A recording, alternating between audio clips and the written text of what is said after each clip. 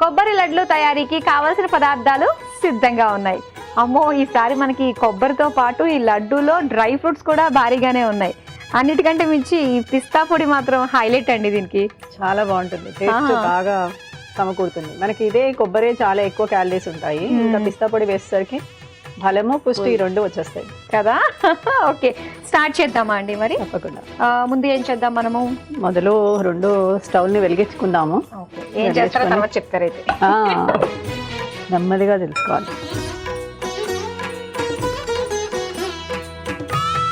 Okay, ఒక దాంట్లో ఏమో మనం బెల్లం పాకం పట్టుకుందాము, ఒక దాంట్లోనేమో మనం నెయ్యి వేసి డ్రై ఫ్రూట్స్ అన్ని చక్కగా వేయించి బెల్లం వేయించి లౌజ్ గా చేసుకుంటే కనుక చాలా బాగా వస్తుంది. ఇందులో బెల్లం వేసేస్తాం.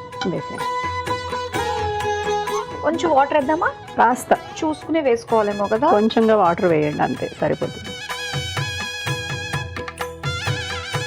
లేకపోతే బెల్లం మాడు వాసన దాకా వస్తుంది, అందుకని నాకు ఏదైనా. ఇదిగోండి, దీంట్లో ఏం చేయండి, నెయ్యి వేయండి.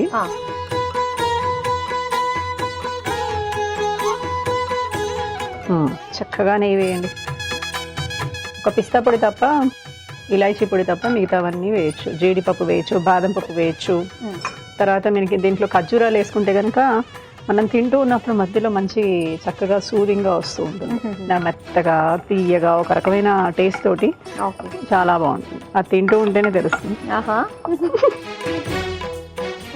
బాదం కూడా వేసానండి ఇందులో.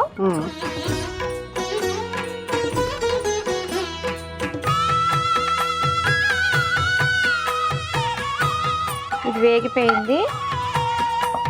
డ్రై ఫ్రూట్స్ అన్ని తీసేసుకోవచ్చు. కొబ్బరి వేయించండి. కొబ్బరి ఇది అయిపోయింది. మీదే ఫస్ట్ అయిపోయిందా? బెల్లం కదా, చాలా ఫాస్ట్గా అయిపోయింది.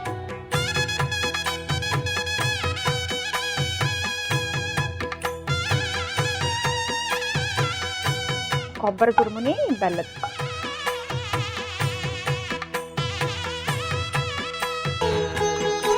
ఇప్పుడు దీంట్లో కాస్త ఇలాచీ పొడి వేయండి.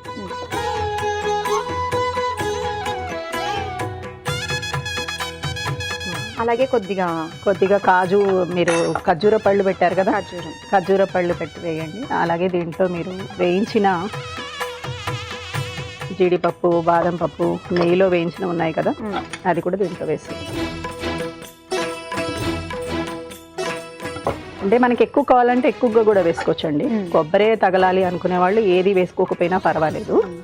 ఆ తర్వాత దీన్ని ఏం చేయొచ్చు అంటే, మనం ఉండగా కట్టేటప్పుడు కొంచెం దీన్ని ఈ పిస్తా పప్పుని పొడిగా చేసేసుకుని, చక్కగా ఈజీగా గ్రైండ్ అయిపోతుంది. పొడిగా చేసేసుకుని దాన్ని ఇలా చుట్టినప్పుడు మన చేతికి బంకగా తినేటప్పుడు అంటకుండా ఉండడానికి. ఎందుకంటే కొబ్బరి ఉండలు ఎలా ఉంటాయంటే, కొంచెంసేపు మనం పెట్టేసాం అనుకోండి, బెల్లం కదా కొంచెం మళ్ళీ నిమ్ము చేరుతూ ఉంటుంది అనమాట.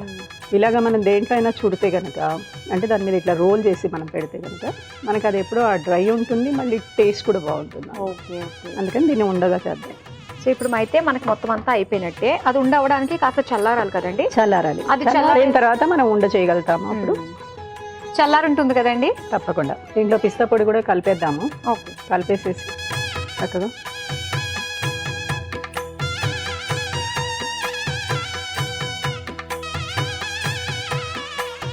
మన గణపతి ఇంకొంచెం లావు అవుతాడు.